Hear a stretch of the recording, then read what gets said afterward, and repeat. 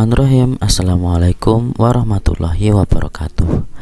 Mari kita lanjutkan pembahasan soal untuk yang nomor berikutnya, yaitu nomor 11.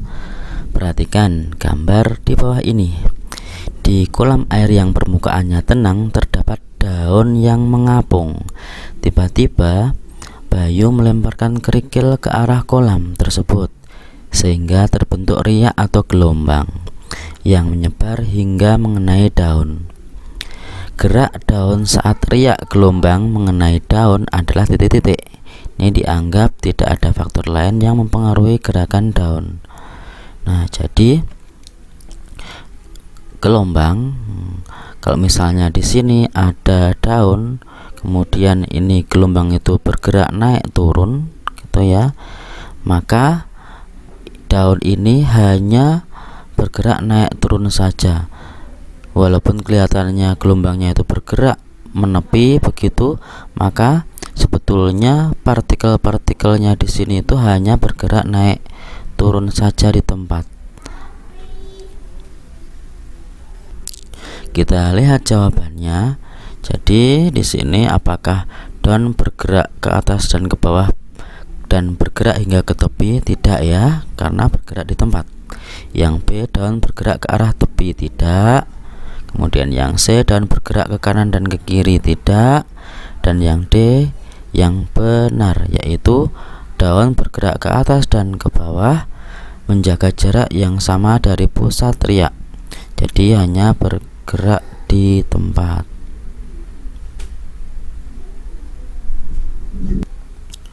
Nomor 12. Pak Ari hendak melakukan percobaan tentang resonansi pada beberapa benda. Langkah pertama yang dia lakukan adalah dengan mengukur frekuensi alamiah sebuah benda dengan bantuan aplikasi spektroid. Langkah kedua yang dilakukan adalah menguji adanya resonansi dengan menggunakan aplikasi frekuensi generator untuk dua frekuensi yang berbeda seperti pada gambar. Perhatikan, ini percobaan 1, kemudian ini percobaan 2, sehingga diperoleh data. Perhatikan datanya nih. Nah, ada yang benda pertama itu namanya Garbutala, frekuensi alamiahnya 451 Hz. Kemudian frekuensi ujinya itu 451 dan 1020. Terjadi resonansi, yang ini ya, yang bawah tidak, gitu ya. Kemudian yang nama benda berikutnya ada botol kecap, botol sabun cuci tangan dengan frekuensi alamiah seperti ini. Nah, kemudian apakah dengan frekuensi uji ini terjadi resonansi apa tidak? Nah, yang terjadi resonansi adalah data yang atas ini. Berdasarkan data percobaan di atas, maka kesimpulan yang tepat adalah di sini. Resonansi terjadi ketika frekuensi alamiah nih sama ya dengan frekuensi sumber bunyi. Jadi ini sama, nih sama, nih sama. Jadi kalau sama maka terjadi resonansi. Jadi kita lihat keseluruhan jawabannya. Nah, seperti ini. Jadi jawaban yang tepat itu adalah yang A. Ya, oke.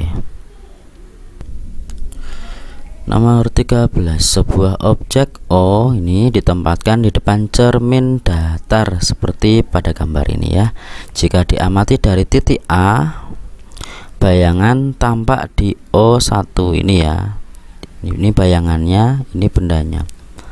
Jika pengamat bergerak dari posisi A ke posisi B, sekarang dilihat dari sini, sambil tetap mengamati bayangan tersebut, di manakah letak posisi bayangan yang teramati setelah pengamat sampai di posisi B? Apakah tetap di tempat di sini atau bayangannya itu pindah di O2, geser ke atas seperti lurus begitu, ataukah tetap di O3 di sini mendekat ke sini, atau O4 yang malah geser ke bawah? Nah, jawabannya yang tepat adalah tetap berada di tempatnya, karena ini jarak benda dengan jarak bayangan pada cermin datar itu sama. Jadi kita hanya melihatnya tetap benda bayangannya ada di sana gitu ya. Itu nomor 13. Nomor 14, perhatikan infografis berikut ini. Ini ada info tentang petir ya, ada penyebabnya, kemudian bisa menyambar manusia jika, kemudian ada memperkirakan jarak petir, kemudian ada manfaat petir. Nah, kemudian ada info yang lainnya di sini. Berdasarkan infografis di atas, pernyataan tentang petir di bawah ini yang tidak tepat adalah titik-titik. Apakah A? Kita selidiki ya. Panas yang dihasilkan oleh petir dapat membunuh bakteri. Benar apa tidak tuh? Jadi ini seolah-olah apa? Bermanfaat ya, berarti kita tinjau di manfaat petir. Oh, benar di sini, dapat membunuh bakteri. Jadi ini jawaban yang belum benar. Dapat menyambar manusia yang berdiri di tempat terbuka. Berarti kita cek di bisa menyambar manusia di sini. Berdiri di tempat yang terbuka dapat menyambar manusia. Jadi ini salah. Yang C, kita akan aman dari petir jika berteduh di bawah pohon. Nah, bawah pohon ini termasuk berdekatan dengan objek yang tinggi, jadi bisa menyambar manusia juga. Jadi tidak aman ya. Berarti inilah yang benar jawabannya, tidak aman. Kemudian yang D kita cek, terjadi akibat adanya perbedaan potensial antara awan dan bumi. Nah, ini berarti penyebabnya kita lihat. Ini karena adanya perbedaan potensial antara awan dan bumi. Ada di sini ya. Jadi ini juga salah. Berarti yang betul jawabannya adalah C. Soal nomor 15. Perhatikan rangkaian hambatan berikut ini. Ada gambar 1, 2, 3, 4. Dari gambar ini yang menunjukkan rangkaian seri adalah gambar nomor titik-titik. Rangkaian seri itu kita bisa melihat hambatannya itu berderet, jadi tidak bercabang seperti yang nomor 2 ini seri. Ini kan berderet nih, lurus gitu ya, lurus. Walaupun bengkok tapi tetap tidak bercabang. Kalau yang ini yang nomor 3 ini bercabang, ada cabangnya di sini nih, cabang. Ini juga cabang di sini gitu ya. Jadi ini bukan. Kalau nomor 1 ya bukan nih. Ya, ini adalah seri. Karena di sini ini walaupun belok-belok ini sebetulnya adalah berderet, tidak bercabang. Jadi 1 dan 2. Kalau yang nomor 4 juga bercabang. Di sini ada cabangnya nih. Ini cabang gitu ya.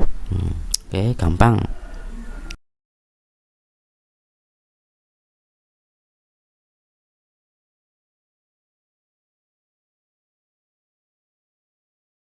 Nomor berikutnya 16. Perhatikan gambar pembuatan magnet berikut ini.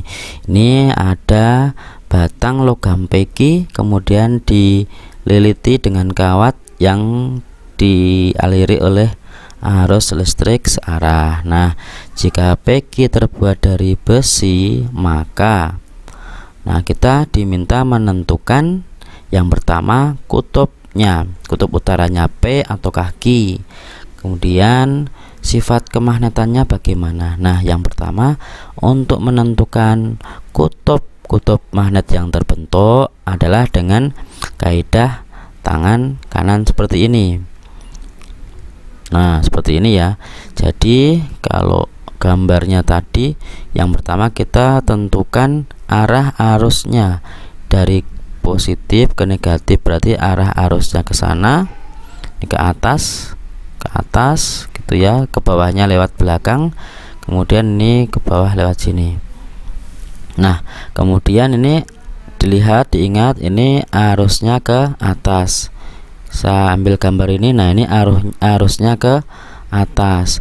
Kemudian kita genggam tangan kanan kita, kemudian jempolnya itu mengarah ke kutub utara. Jadi kutub utaranya yang sebelah sini, sehingga kutub selatannya yang berlawanan gitu ya, dimana arah arusnya adalah arah jari-jari tangan kita yang menggenggam itu ke sana, ke belakang gitu ya, ke atas terus ke belakangnya ke bawah seperti itu.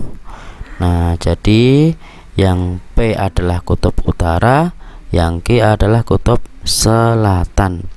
P utara, Q selatan.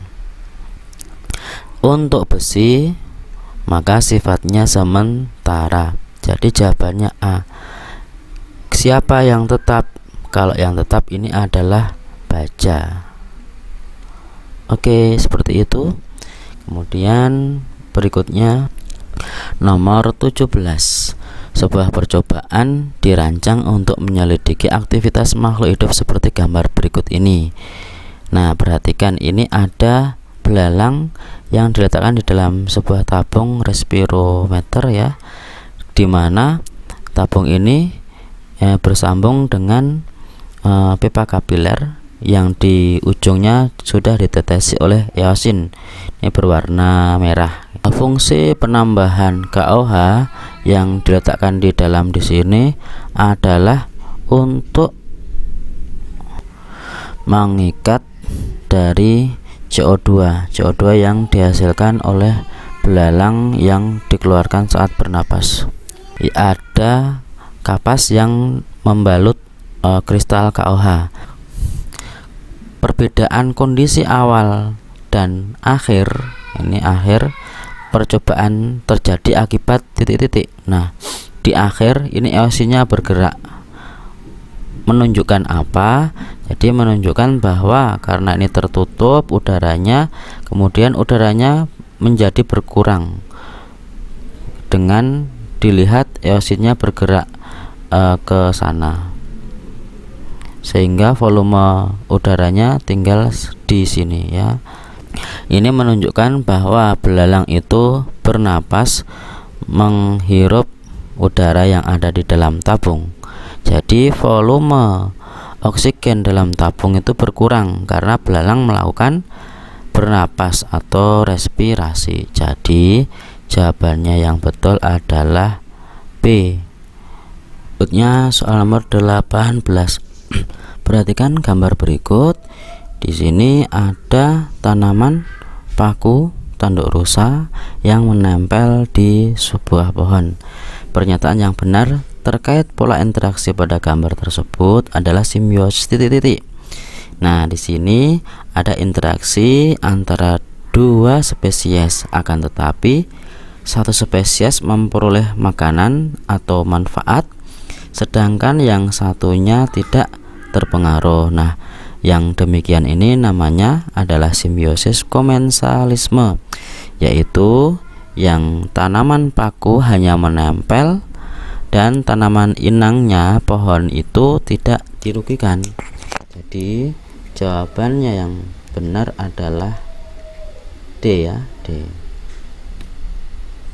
Ingat, yang satu tidak dirugikan, yang B ini dirugikan, berarti salah.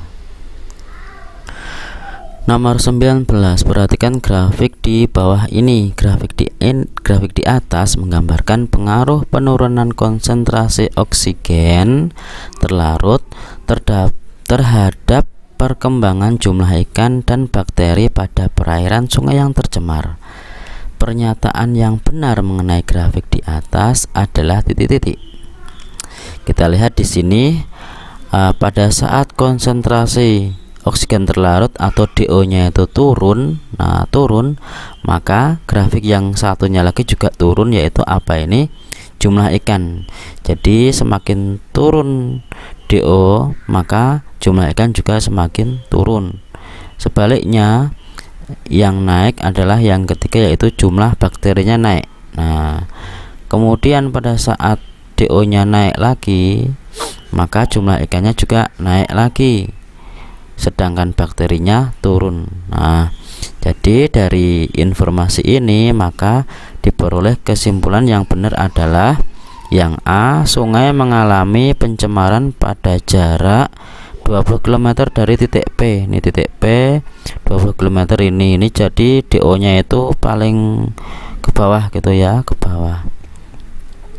Nah, kalau yang B, penurunan konsentrasi oksigen terlarut menyebabkan jumlah ikan meningkat.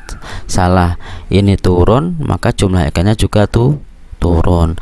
Sedangkan yang C, konsentrasi oksigennya turun, maka bakterinya naik. Yang D, konsentrasi oksigennya tidak mempengaruhi jumlah ikan dan bakteri. Salah ya, ini jumlah ikan dan bakteri terpengaruh oleh konsentrasi oksigen yang terlarut. Nomor 20, perhatikan gambar berikut ini. Mekanisme kerja otot yang dilakukan pada gerakan 1 ke 2. Yang 1 dilihat ini lengan tangannya itu lurus ke bawah, yang gambar 2 menekuk ke atas lengan bawahnya. Berarti gerakan menekuk seperti ini adalah mekanisme kerja otot yang bagaimana, sinergis atau antagonis. Kemudian bisep dan trisepsnya adalah, perhatikan gambar ini. Nah, jadi ini otot bisep yang bagian atas, yang trisep yang bawah. Pada saat menekuk itu otot bisep kontraksi, sedangkan otot trisep relaksasi. Kebalikannya, kalau lurus bisepnya relaksasi, trisepnya kontraksi. Jadi pada saat menekuk seperti ini, bisep kontraksi dan trisep relaksasi. Karena yang satu kontraksi, yang satu relaksasi, maka kerja otot ini berlawanan atau bersifat antagonis. Jadi jawabannya yang benar adalah yang C, antagonis. Bisepnya kontraksi, trisep relaksasi. Terima kasih. Assalamualaikum warahmatullahi wabarakatuh.